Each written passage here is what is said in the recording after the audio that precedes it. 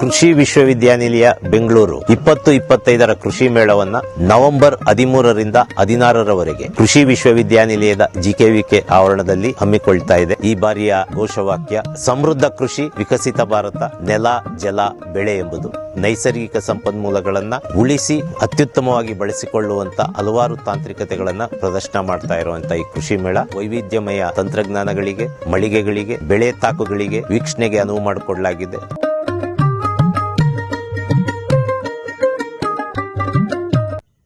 ಈ ವರ್ಷದ ಕೃಷಿ ಮೇಳದಲ್ಲಿ ಬಹುಮುಖ್ಯವಾಗಿ ಕೃಷಿ ಪ್ರವಾಸೋದ್ಯಮ ತಾಕಿನಲ್ಲಿ ಈ ಸಮಗ್ರ ಕೃಷಿ ಪದ್ಧತಿ ತಾಕಿನ ಹೊಲದ ಸುತ್ತ ನಾವು ಬೆಳೆದಿರ್ತಕ್ಕಂಥ ಕೃಷಿ ಅರಣ್ಯ ಮನೆಗಳನ್ನು ನೋಡಬಹುದು.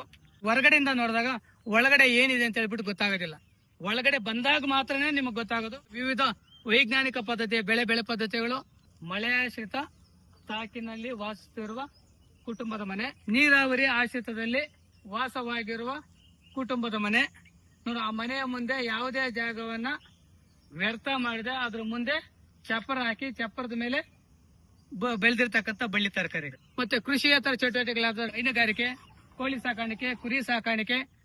ಕೃಷಿಯಲ್ಲಿ ಈಗ ಹೆಚ್ಚು ಲಾಭದಾಯಕ ಕೃಷಿ ಅಂತ ಹೇಳಿದ್ರೆ ನಾವು ರೇಷ್ಮೆ ಕೃಷಿ ಅಂದ್ರೆ ತಪ್ಪಾಗ್ಲಾರದು. ನಮ್ಮ ಸಮಗ್ರ ಕೃಷಿ ಪದ್ಧತಿ ತಾಕಿನಲ್ಲಿ ಮರದ ಮಾದಿಯಲ್ಲಿ ಬೆಳೆದಿರ್ತಕ್ಕಂಥ V1 22 ಜೇನು ಕೃಷಿಯನ್ನು ಕೂಡ 2-3 ಪೆಟ್ಟಿಗೆಗಳು 1 ಎಕರೆಗೆ ಸೂಕ್ತ.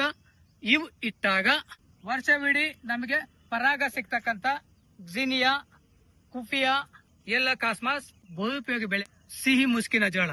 ನಾವು ತೆನೆಯನ್ನ ಕಿತ್ತ ನಂತರ ಈ ಕಾಂಡವನ್ನ ನಾವು ದನಗಳಿಗೆ ಅಥವಾ ರಾಸಗಳಿಗೆ ಮೇವಾಗಿ ಬಳಸಬಹುದು. ಮತ್ತೆ ಹಸಿರು ಮನೆ ಇತ್ಯಾದಿಗಳನ್ನ ನೀವು ಒಳಗಡೆ ಬಂದರೆ ಮಾತ್ರ ನೋಡಲು ಸಾಧ್ಯ. ನಾವು ಪಾರಂಪರಿಕವಾಗಿ ಬೆಳೆದಿರ್ತಕ್ಕಂಥ ರಾಗಿ ಮತ್ತು ಅವರೆ, ಪಾರಂಪರಿಕ ಭತ್ತದ ತಳಿಗಳು, ಕರಿ ಸಣ್ಣಿ, ಕೆಂಪು ಸಣ್ಣಿ, ರಾಶಿ, ಹಂಸ,